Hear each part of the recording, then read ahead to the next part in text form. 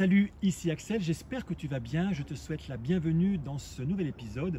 Nous sommes au cœur d'une mini-série que j'ai intitulée Ego, ce manager toxique. Hier, on a vu ensemble ce qu'était l'ego, je t'ai même donné une technique pour pouvoir commencer à t'en affranchir progressivement. Aujourd'hui, nous allons parler de l'orgueil. L'orgueil est un ego particulier. L'ego, de manière générale, il croit détenir une vérité. L'orgueil ou l'orgueilleux, lui, croit détenir non pas une, mais la vérité. En fait, l'orgueilleux a une intention qui est relativement saine à la base, puisqu'il a une intention de perfection.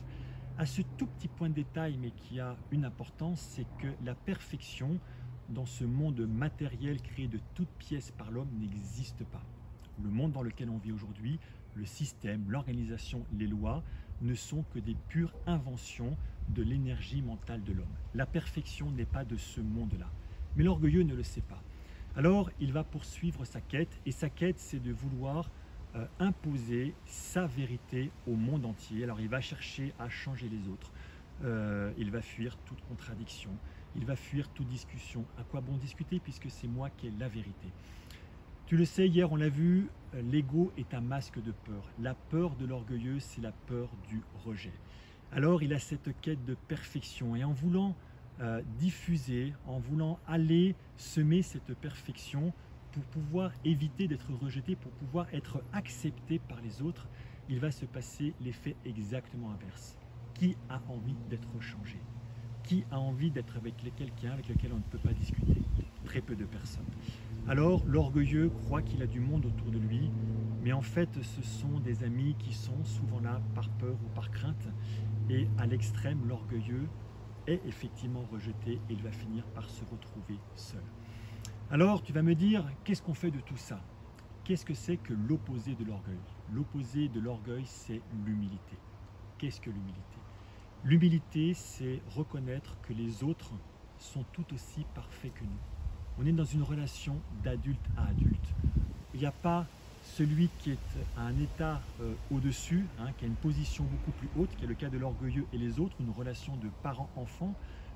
L'humilité, ou la personne qui est humble, elle va discuter d'adulte à adulte, elle considère que les autres sont parfaites, tout comme lui, et en fait, elle va accepter d'apprendre.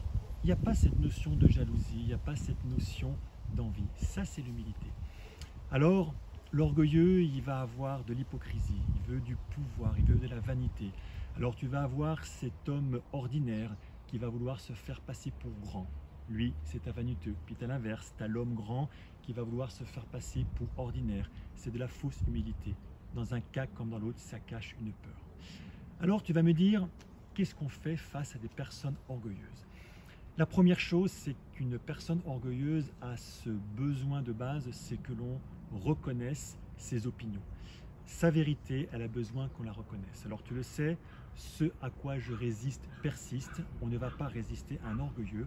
On va lui dire, j'ai entendu ce que tu me dis, je reconnais que ce que tu te dis, c'est important pour toi. Laisse-moi juste accepter le fait que ce n'est pas ma vérité, que j'ai des opinions qui soient différentes. Et ce que je te propose, c'est qu'on soit d'accord sur le fait que nous ne soyons pas d'accord. Et là, qu'est-ce qui se passe? Il se passe déjà pour toi. Pour toi, tu vas pouvoir déjà t'affirmer sans dominer. Et ce que tu vas apporter à la personne orgueilleuse, tu vas lui permettre quelque part de sauver la face. Tu vas lui permettre de reconnaître toute la valeur de ses opinions, mais en même temps de te dire, ce que tu dis, c'est très bien, je comprends que c'est super important pour toi. Laisse-moi juste être OK avec le fait que pour moi, j'ai une opinion qui est différente et que voilà, ce ne sont pas mes opinions. Et en fait, ça apporte une dimension nouvelle où l'orgueilleux va pouvoir rester dans sa vérité, il va pouvoir vivre avec ses opinions sans forcément se sentir rejeté pour les autres. Et ça, c'est super important pour lui. Donc voilà ce que je voulais partager avec toi aujourd'hui au niveau de l'orgueil.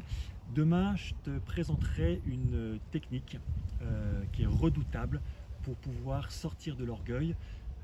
Mais déjà, avec tout ce qu'on a vu aujourd'hui, j'espère que ça va t'aider à devenir ce leader que le monde attend, ce leader dont le monde a besoin. Je compte sur toi et je te dis à demain pour un nouvel épisode. Ciao!